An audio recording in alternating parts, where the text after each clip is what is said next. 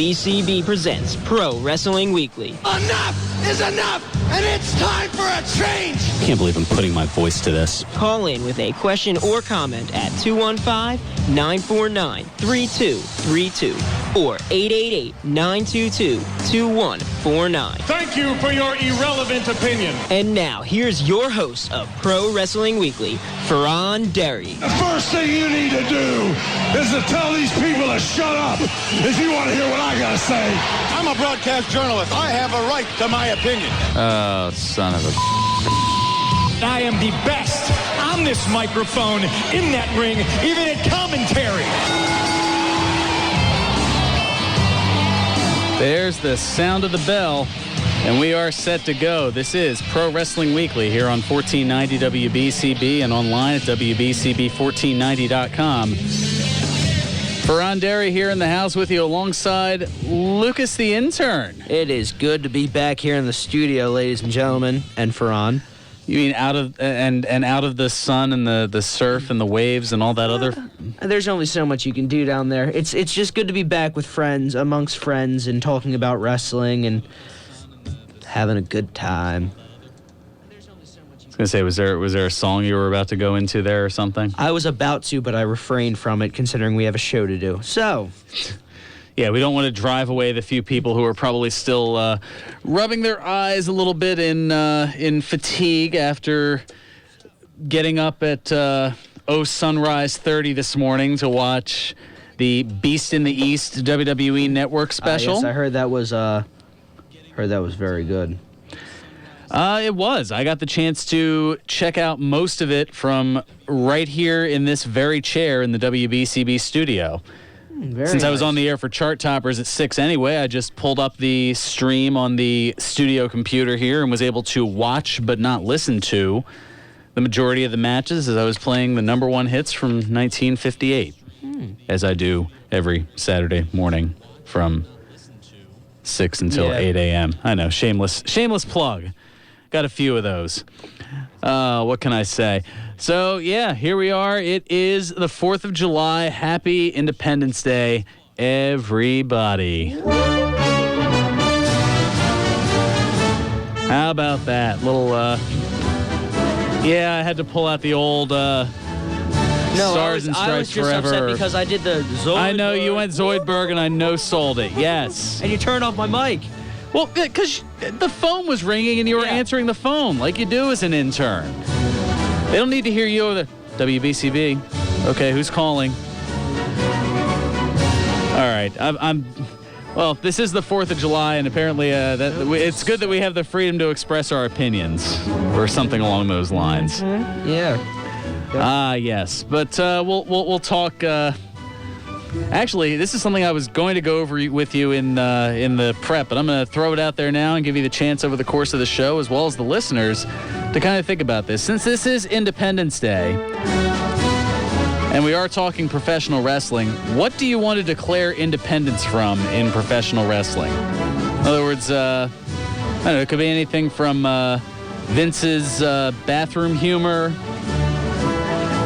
Okay, that's why we got the phone issue. Okay, so Chris Ermer, the philosopher in the back, doing a little bit of help for us here. It's always appreciated when you can do that. Speaking of which, if he comes into the studio, I've got an entrance theme for him. I don't know if he knows this or not. Well, he will in about 9.4 seconds when the delay hits. I know. I'm exposing the business. Oh, no. Oh, he's sneaking his way over just so he can hear what the theme's going to be. Although the microphones are going to be on, so he's not going to be able to hear it, but all right. The philosopher Chris Ermer making his way into the studio, full of glory and renown. So, of course, I have to give him Mr. Perfect's theme, as he was accompanied by the genius with whom I always incorporate the philosopher Chris Ermer with. Live up to. That is going to be tough to live up to. Holy cow, yes. That music, it feels like I came in here with a puff of smoke. And I just appeared. No, that'd be Rob Van Dam. Oh, not that puff of smoke. No. That'd be Rob Van Dam, I think, yeah. We're gonna get into I was gonna say we were gonna get into so much trouble, but I mean it's the 4th of July. People are picnicking and Have they had barbecuing. Rasta-related wrestling, like theme, like I don't know. No, but there are quite a few wrestlers who do enjoy themselves some herbal supplementation. We'll go with that. Well, I have been away this last week. I've been doing some camping. I went to Assateague Island. I went to Ocean City, Maryland. I stopped over in Baltimore. Yeah, everybody's been traveling except and me. Experienced this beautiful country and some amazing wildlife, and just had a great time. And it's good to be back. Like Lucas was saying, it's good to be among friends, back talking wrestling here on WBCB. Talking wrestling, cracking jokes. Do my thing here on a Saturday, keeping it country and keeping people company here on a 4th of July as we once again celebrate the birthday of our country. It was so cool. Like recently I was doing some Philly stuff, and Dave Montgomery was talking about the fact that they're trying to get the All-Star game for, now we got to be a little bit yet, but 2026, which would be the 250th birthday, I do believe, right, if my calculations are correct, of the United States of America. And there's going to be like crazy stuff going on all throughout the city of brotherly love with the All-Star game. They're trying to get the Super Bowl here, and I think, like he said, basically they have been promised the All-Star game for that year. So it's going to be awesome. That's a long-term promise. The Sixers might have things turned around by them under the Sam Hinkie plan. That's right. Yeah. But heck, maybe we'll even get WrestleMania in Philadelphia at some point in the future. This is what I'm saying. We need to start thinking 2026 and what 2026. Oh, jeez. I can barely think, I don't know, 20, I can't even think 2015 at the moment. We're more than midway through it. Oh, go figure. All right, let's... Well, thank you, Fearon. That theme music was certainly apropos of something, and I'll try to live up to it as much as possible. Yeah, there we go. But we'll see what we can do. I don't have any big moments of philosophy right now, except that it'd be just a great day to experience the freedoms that this country offers us and have a little fun and maybe do some wrestling. Lucas, you're doing some training and stuff, right? Or is that coming up? I start on Monday. That's right. He starts at the Monster Factory. 2 more days. Can't wait. Looking forward to it, I'm sure. All right. Sorry, go ahead, Luke. I just want to say that it's not all about barbecues today. I think that's something we need to bring up. The day itself was when we declared independence against tyrannical oppressors, and I feel that we shouldn't forget the countless lives that were lost during that war and who fought to give us our own country and our own freedoms. This Glenn Beck moment from Lucas the Intern here on WBC. Please don't ever compare me to Glenn Beck ever again. I'm sorry. All right, that's the last time. Yes! That's the last time. Yes! Sorry, I got a little bit heated there. Yes! A bit heated. Let me say, I have to admit, I am like out of it today, so I better just... So you fit right in, because I'm out of it every week that I do this damn show. Oh, yeah. Yeah. But it's and Luke is apparently right there alongside here. And probably a lot of listeners. So there was a big deal going on this morning. You catching it from WBCB? Yeah, there was a live WWE broadcast. They did a show in Tokyo, Japan that aired here in the States live at 5:30 this morning Eastern Standard Time. I mean, one of the things that looks cool to me I haven't really caught any of it, but you have the Access Network now? The WWE Network, yep. No, the Access. It's like AXS Network. They play like concerts, and they're doing a lot of Japan wrestling. That's, it's... I don't know. It's on my cable network. I'm loving like a lot of the stuff that's on the programming that's on there. They have some like MMA events. They have like not too much of that type of stuff. Mostly it's concert footage. Like they had live footage of the Firefly Festival that was. So they have a bunch of like live concerts and stuff like that. But anyway, they're doing some Japan wrestling Wonder if that's some of the New Japan Pro Wrestling stuff. Yeah, that's what I would think. I did hear something about New Japan being on Access. I think it's owned by Mark Cuban. It's Mark Cuban. Oh, okay. Yeah, he does like a lot of that outlandish stuff like that. Alrighty, man. Well, you got to check it out because it looks like you guys would like it because I think the Japan it would be stuff interesting. Looks really cool. Yeah, there's definitely a growing following for the Japanese wrestling. That's for sure.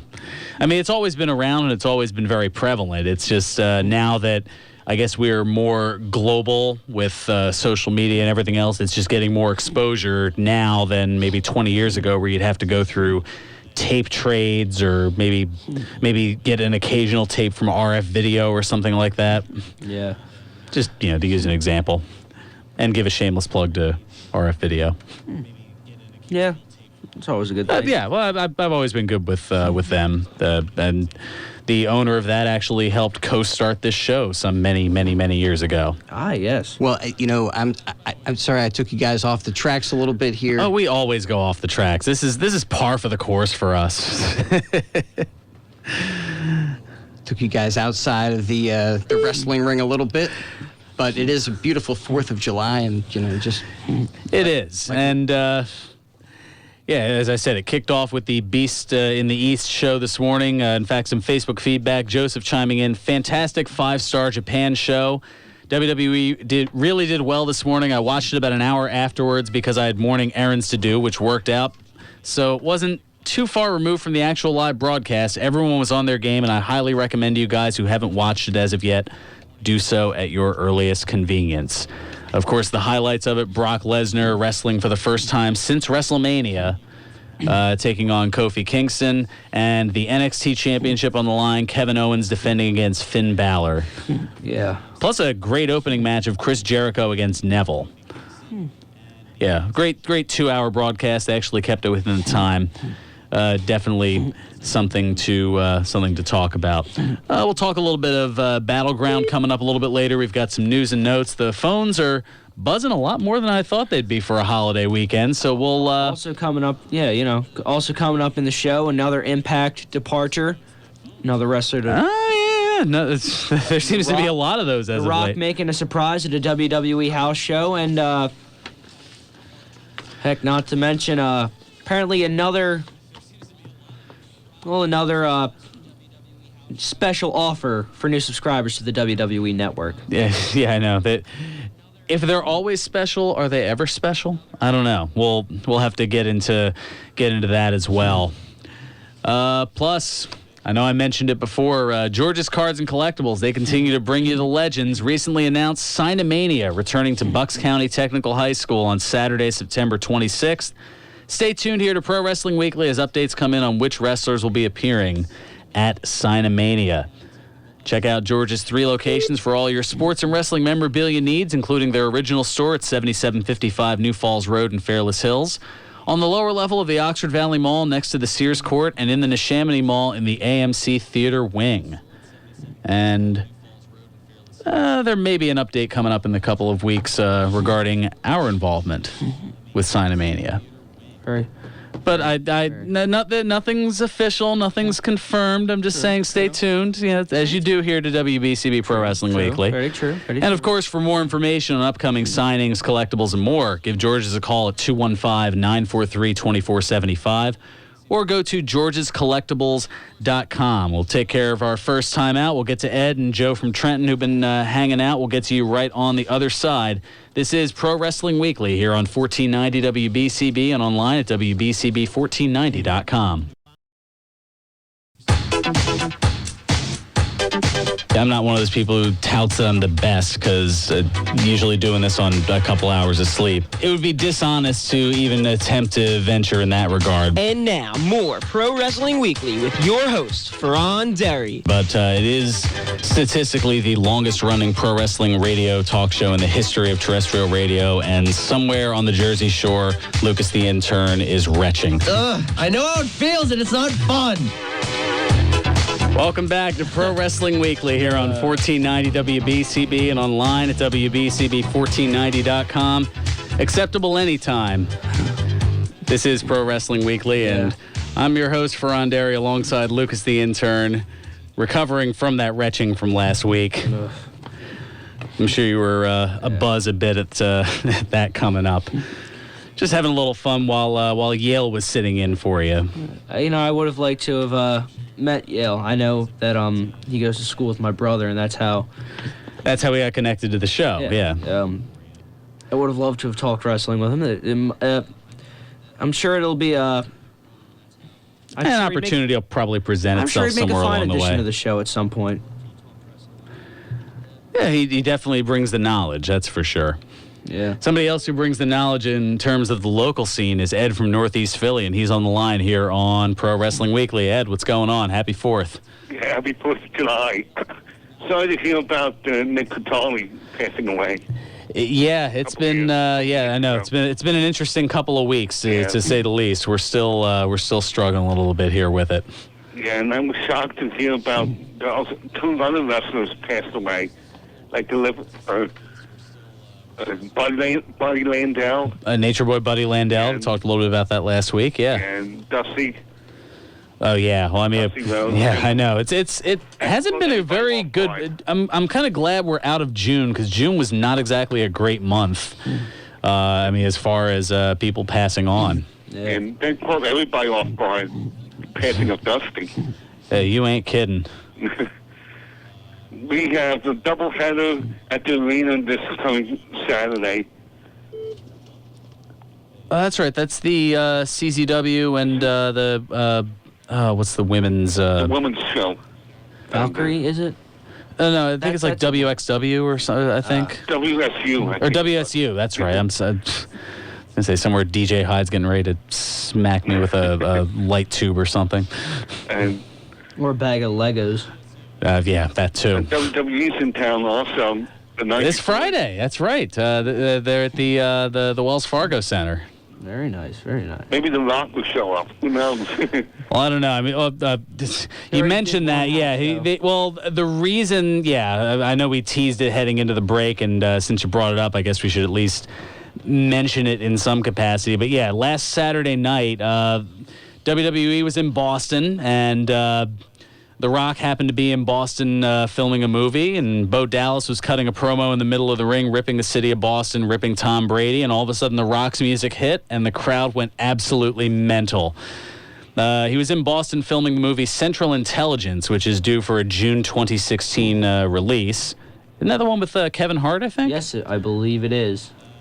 Rock ended up shaking Dallas's hand only to deliver a rock bottom, followed by an eventual people's elbow, which required the crowd chanting people's elbow in order for him to do. Clap, clap, clap, clap. Yes, and a mental note, and this is something you should definitely take note of since you're going to be heading to the Monster Factory, Lucas. Never carry a cell phone while running the ropes for a people's elbow. If you look at the video, like the Rock hits the ropes, and as he's running back, the cell phone that was in his jeans pocket bounced out and almost rolled out of the ring because of the force at which he hit the ropes. So, not that you would ever have a phone with you while wrestling, but that is a good note to have. And if you want to go check out the video, it is kind of funny just to see the phone kind of bounding out of the Rock's pocket. I don't know. It's little quirky things like that I find entertaining. It will only happen to The Rock. Fortunately, it made its way over to the corner and didn't go outside of the ring, but he had that brief moment of panic of, oh bleep, there goes my phone as I'm dropping the people's elbow. He's dropping the people's elbow and dropping his cell phone. All at the drop of a mic. Yeah. Monday night viewing party next week in Englishtown with Ashley Massaro. Ashley Massaro. Hey, you remember her, right, Luke? Yeah, Pro Wrestling Syndicate Frozen Fallout. That was, January 31st. That's when you got the chance to meet her. Yeah. July 13th. In Englishtown, New Jersey. That's not too far away. It's over near Freehold, that kind of area there. Old Bridge, I want to say. Roberts Road, I think it is. I can't. Okay, gotcha. It's at a cantina, roadside cantina. Okay, very good. It'll probably be on the You can probably Google it. Yeah, I was going to say, you can Google practically anything these days. Yeah. All right. Thanks so much, Ed, for the call. Always appreciate the look at the local scene. Certainly a lot going on, to say the least.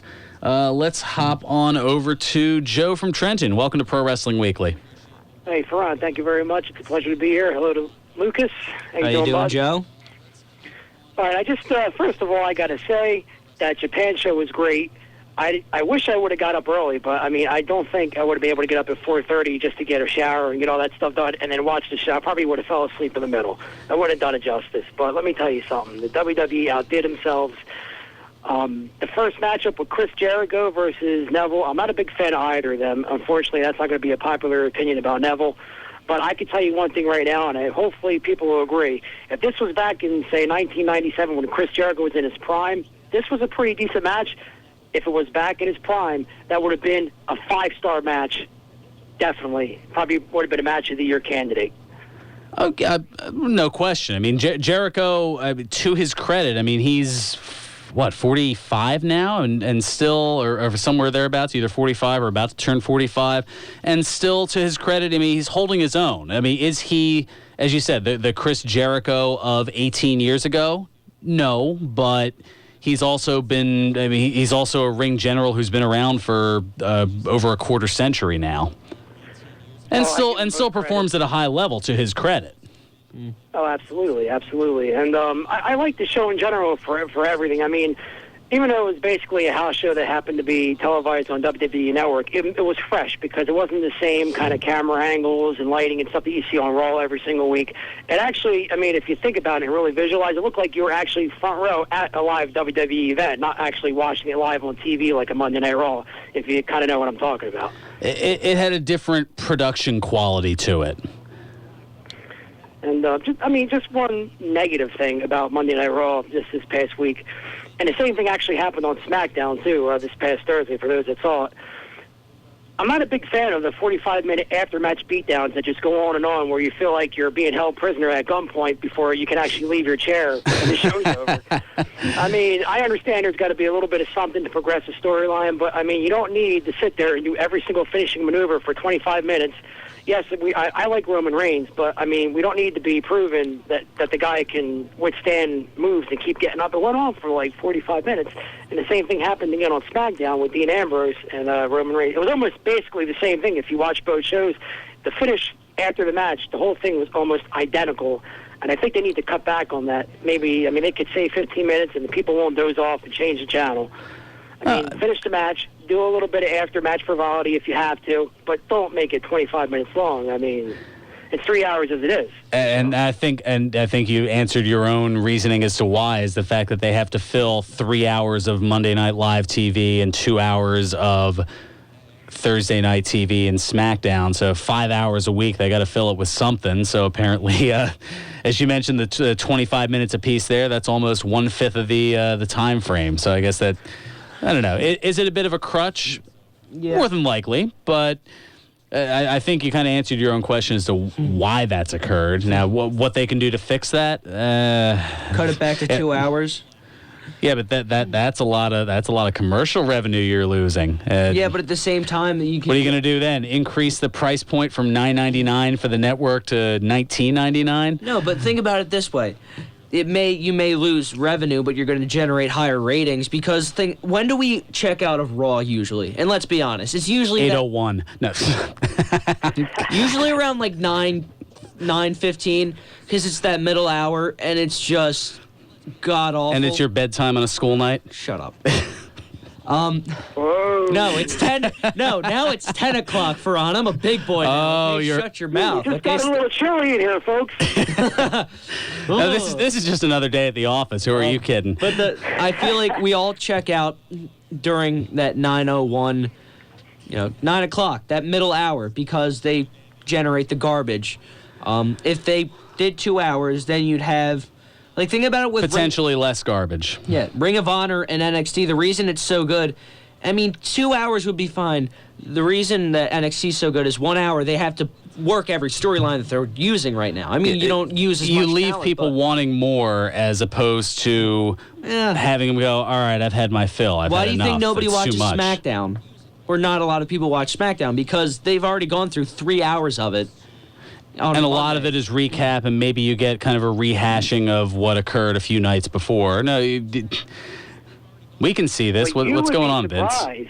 You would be surprised at how good SmackDown could be, because I actually watch all the shows just because you may miss a little something here and there. There were actually some good matches. I mean, this Friday wasn't really all that great, but I guess that's because they had the Japan show. Most of the guys were in Japan getting ready. But usually there are some halfway decent matches that people don't see because they probably are already burnt out after the 3 hours of Raw. That makes absolute perfect sense. Exactly. But I just want to chime in, man. I hope maybe one day you guys can go to 2 hours because I wouldn't mind sitting in and listening to you guys talk some wrestling. Like I said, the only terrestrial radio station out there that has this stuff. The internet stuff doesn't really do it for me. So you guys keep doing what you're doing, man, because you got my ears. Well, I appreciate it, Joe, but we don't want to be guilty of the same thing that WWE's doing and give you too much. Hey, once a week, though. Once a week. True. I mean, I usually like to save the longer episodes for certain specials, like when we're on remote or maybe a WrestleMania preview. Then we'll go and delve into something a little bit longer. But as long as I've been doing this, and I could probably ask my predecessor Eric Argiulo, an hour just seems to be just right. I feel like doing more, even going to an hour and a half each week, it seems a little excessive. I mean, for some reason, today is really jam-packed despite the fact that it's a holiday. I thought I was going to be pulling teeth to get through the hour, and we're already beyond the halfway point here, and I feel like we barely scratched the surface of anything. Notes. Yeah, we still have to do. I know, there's so much to do here. It's crazy. Have to do my favorite segment. Yeah, well, we'll get to it does go by fast. You ain't kidding. Well, you take care, gentlemen. All right, Joe. You guys. Thanks so much for the call. Greatly appreciate it. Holy smokes. Well, yeah, so, I mean, again, coming up in the third segment, another Impact departure. Another Impact departure, another special offer from the WWE Network, and, but first, ladies and gentlemen, enough is enough. WWE. Oh, you're going with this one now? Yeah. WWE filed a lawsuit on Monday in the U.S. District Court in Connecticut regarding the head trauma-related lawsuits that have been brought against them. WWE's lawsuit argues that the wrestler claims are fraudulent and should be barred due to a 3-year statute of limitations in the state. WWE attorney Jerry McDevitt, I always struggle on that word for some reason, claims that Attorney? Attorney. Attorney. I know this. No, not attorney. Attorney, not a tournament. Like a lawyer, Lucas. Get it in your head. Jerry McDevitt. It's all that seesaw there. Yeah. Jerry McDevitt claims that a lawyer is targeting the company by improperly shopping lawsuits to former wrestlers across the country. Before this guy started trolling around looking for people to sue, we didn't have one person, none, claiming they had any kind of traumatic brain injuries or dementia or ALS or any kind of the stuff you seek associated with the NFL, McDevitt told the AP. Konstantin Kiros? Yeah, I think that's the Greek name there. He's the lawyer representing the wrestlers. He's saying that's not true. Yeah. Well, basically, they're talking about Blackjack Mulligan, Coco Beware, and the Dynamite Kid as some of the clients, and they talked about their various health issues. Wyndham, yeah. The issue, though, is you can't really, at least with the NFL, it's not like they played a few years in the NFL and then played in the CFL and then went over to NFL Europe and then went to the Japanese flag football league. They would be here, that, wouldn't they? I have no idea. Surprised they didn't turn NFL Street into an actual sport, running off of walls and doing flips and stuff like that. Yeah, or the Arena League. I mean, but in WWE's case, they're saying, well, these guys have wrestled all over the world for all different types of companies. How can you claim that the head injuries and other ailments are strictly based on their time in WWE? So I have a hunch that WWE is going to get at least some sort of protection from this, because now it just seems like a cash grab from a lot of different wrestlers.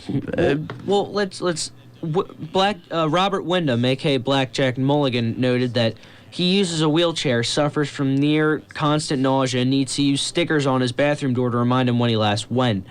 And he even quoted, "And my son, Barry Windham, one of the former member of the Four Horsemen, Mm-hmm. you look at him and the lights are on, but nobody's home anymore." You know, I mean, you can't really.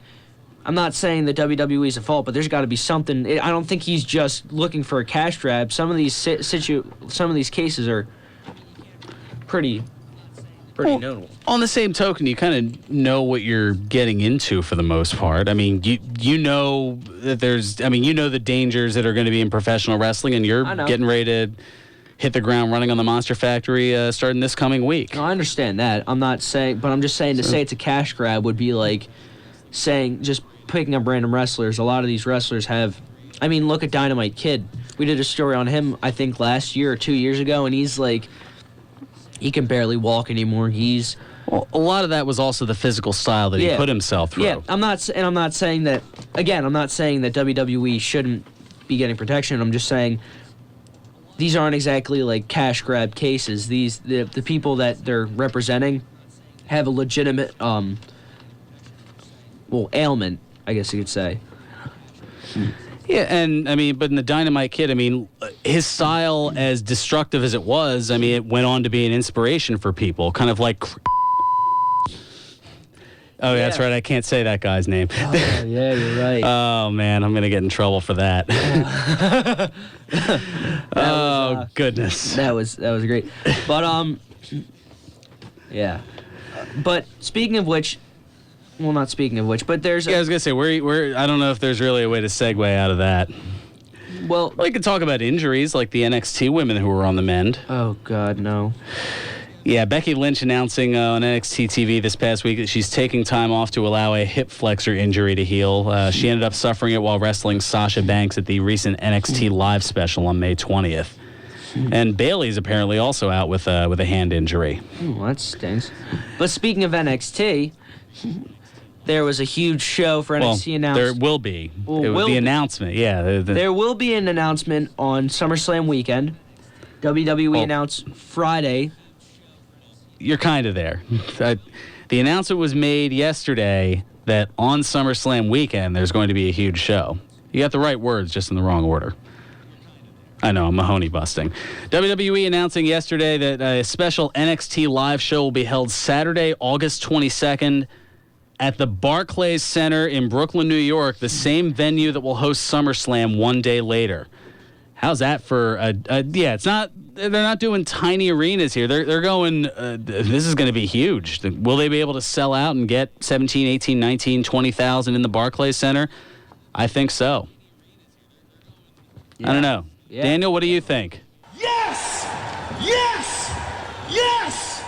Yes! Yeah, he's emphatically behind it as well. And get this, Triple H also announcing that the live show will be an NXT TakeOver special and will air on the WWE Network the night before SummerSlam. Yeah, definitely. And you won't be able to see it live.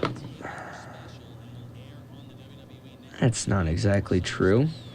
Well, what, are you going to be watching from the gorilla position at the factory? It's a Saturday, right? Yeah. There's a show that night, a Monster Factory show. Ooh. I looked into it already. Oh, well, yeah. My own training comes first. I can always catch the special at some other time as long as I don't get spoilers. Yeah, speaking of the Monster Factory, I guess we'll go ahead and talk about them before we take care of a little bit of business, because pro wrestling action returns to the Monster Factory at 541 Mantua Avenue in Paulsboro, New Jersey next Saturday, July 11th. The announced main event, Monster Factory heavyweight champion Luis the Punisher Martinez defends his title in a four-way match against former UFC fighter Matt Riddle and both of the Monster Factory tag team champions, the Factory's finest, Clutch Adams and Mike Spanos. Wait. Shooters Inc. lost the titles? Oh, yeah, that's right. I don't like that. Anyway, more matches still to be announced for the Monster Factory next Saturday, July 11th. Doors open at 6. The action starts at 7. Tickets are just $15 for adults and $10 for kids aged 12 and under. Check out the Monster Factory on Facebook, Twitter, Instagram, and YouTube, as well as their website, monsterfactory.org. Yeah, sorry to break that news to you that, Shooters Inc. lost to Factory's Finest. Spanos' return match after the hiatus following the broken arm. He must have been in pretty good shape for a returning match. Yeah, he did, however, wear I keep wanting to call it the Allen Iverson sleeve, but he wore one of those sleeves over his injured arm. I don't know what the heck, a compression sleeve, I guess is what it's called. I don't know technical terms. I don't. All right, I'm late for a break, and this particular break means, of course, I've also got to tell you about my favorite beer spot, the Broken Goblet Brewery, 1500 Grundy's Lane in Bristol. Broken Goblet Brewing, breaking your perspective on how you experience craft beer, because broken can be beautiful. Look at my mind. Now, next Saturday, July 11th, the day of celebration, as Broken Goblet honors 1 year in business with Goblet Stock, the outdoor live event with live music. Of course it's live. It's all, we'll do it live. Bleep it. An outdoor event with live music, great food, and some amazing beers. It all starts at 2 p.m. and 1 o'clock for our regular members. So guess what I'll be doing right after I roll out of here? They're going to be... Pretty much. Food trucks from the Whirly Pig, Hop Fries, and the Cow and the Curd will be on site, and 22 different beers will be on tap throughout the day, including some rarities like their original Bubba's Tea Bag, the ale brewed with the no longer manufactured Superfruit Unity Green Tea, courtesy of Tivana, and their anniversary beer called Not the Gumdrop Buttons. It's a the Gumdrop Buttons! That's right. It's a 4.7% gingerbread brown ale. I am intrigued to try that. Open Thursdays through Sundays for the summer, but closed today for the holiday, so don't head over now or later today, because they won't be there. Neither will I. What are you doing? We're closed. Go home. Are you kidding? They won't even be in the building. Now, tomorrow, on the other hand, that's a whole nother story. They are open 12 to 5 on Sunday. You might happen to see me there, because it's always a good time at the Broken Goblet Brewery, 1500 Grundy's Lane in Bristol, PA. Check them out on the web at brokengoblet.com. It is Broken Goblet Brewing, the semi-official brewery of Pro Wrestling Weekly. Coming back, we've got news and notes, today in wrestling history, birthdays, and other shenanigans, tomfoolery, hijinks, and the like. Hey. This is Pro Wrestling Weekly here on 1490 WBCB and online at WBCB1490.com. Pro Wrestling Weekly presents Today in Wrestling History, July 4. On this date in 1987, the NWA held the Atlanta portion of its Great American Bash Supercard. In the main event, Dusty Rhodes, Nikita Koloff, the Road Warriors, and Paul Ellering defeated Ric Flair, Arn Anderson, Tully Blanchard, Lex Luger, and J.J. Dillon in a War Games match. On this date in 2000, WWF SmackDown was taped in Sunrise, Florida. In the main event, Chyna, Eddie Guerrero, and The Rock defeated Christian, Edge, and Chris Benoit in a 6-person tag team match. On this date in 2005, WWE Monday Night Raw aired live from Sacramento, California. In the main event, Hulk Hogan and Shawn Michaels defeated Carlito and Kurt Angle in a tag team match. This has been Today in Wrestling History, July 4.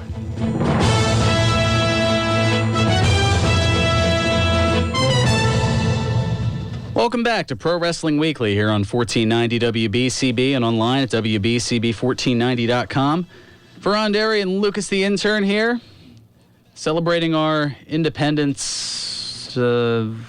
something. I don't know. Well, let's go back to what you were saying earlier. What do we want to be independent of in professional wrestling? Internet marks. -5 stars.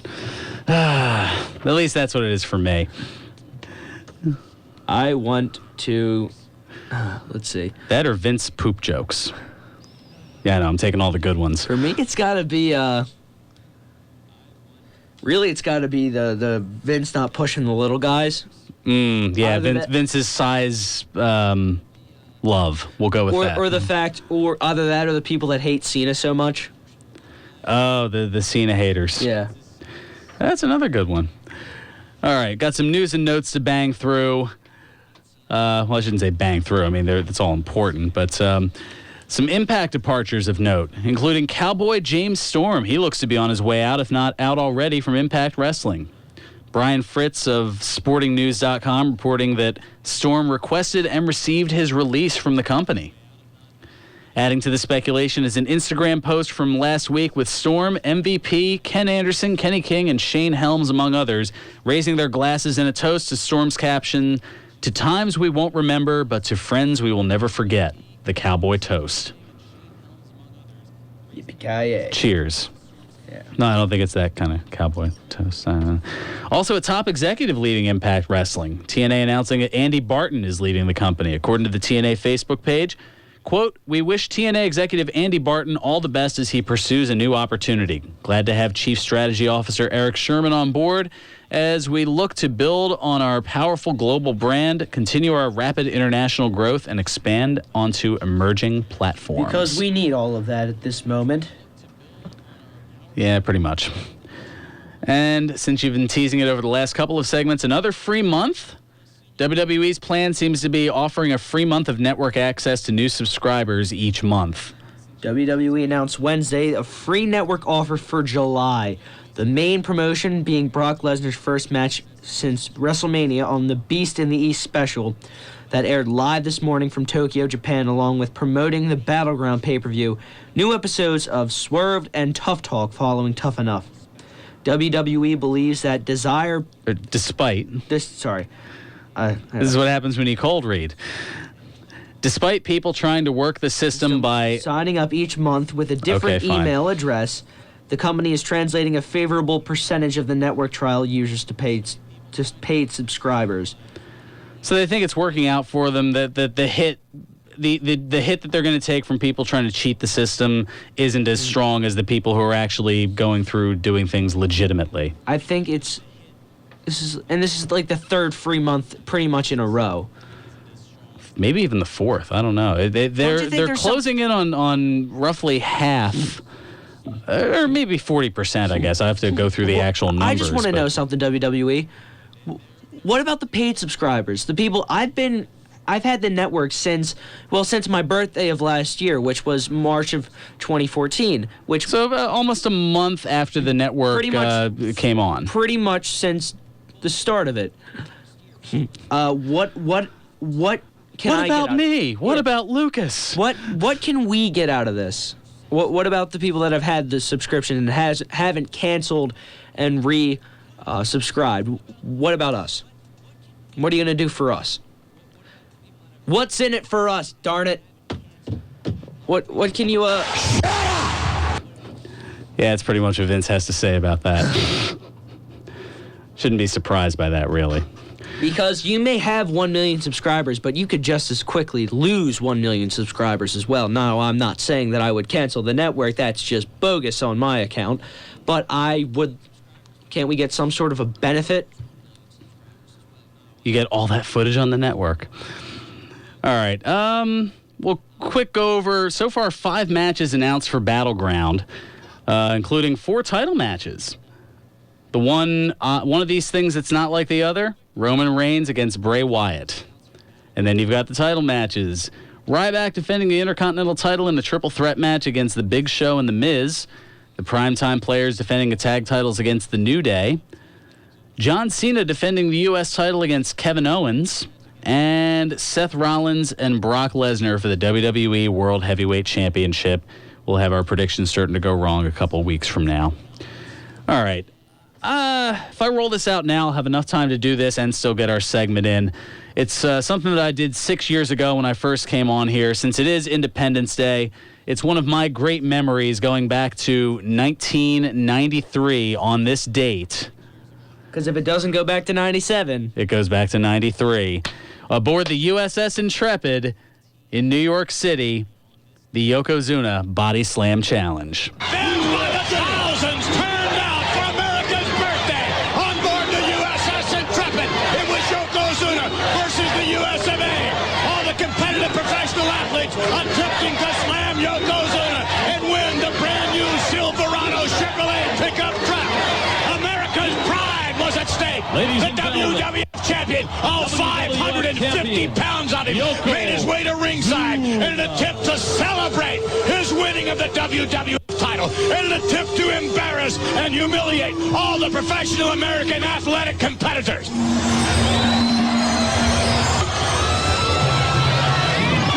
Something happened on America's birthday. We do not know who. One more competitor would arrive, chartering a helicopter. One more competitor would step forward and attempt to save what had been indeed an embarrassment for America. As Yokozuna and Mr. Fuji looked on wondering just who had the gall, who had the audacity at the very last moment to step forward. Fans couldn't believe their eyes. Way to the ring. As they said, no, could it be?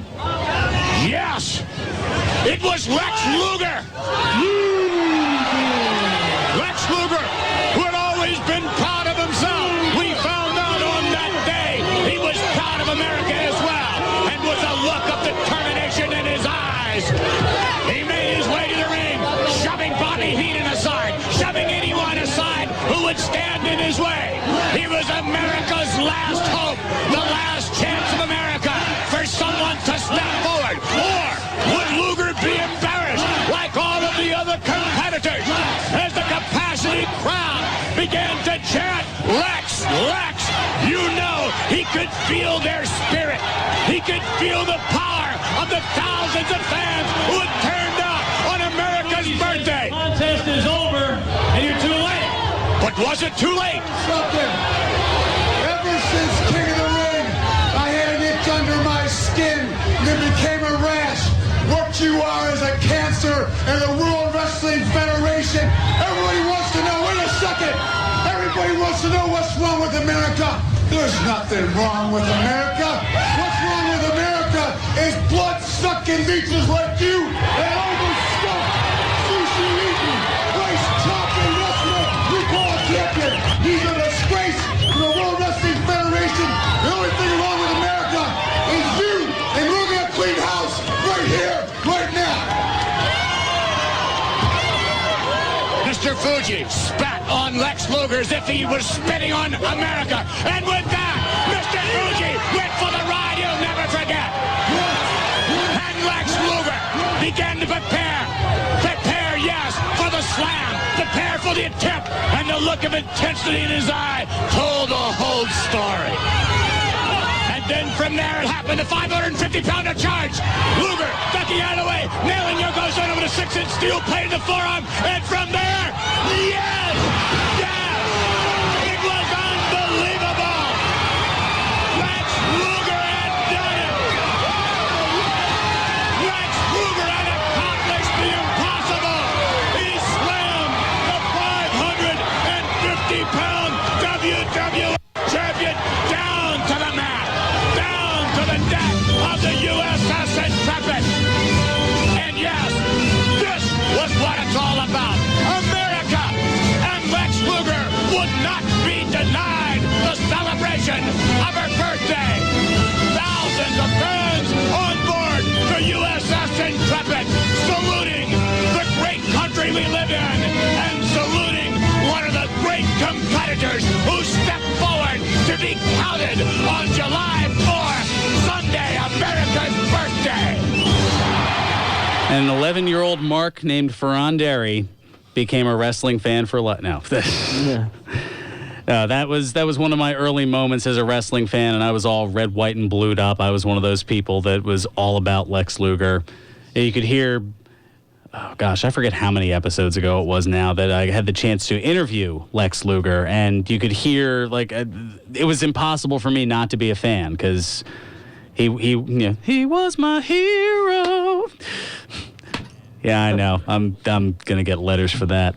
Oh gosh. All right, we got a couple minutes left. Time for your, I think, favorite segment? Birthdays. Hooray!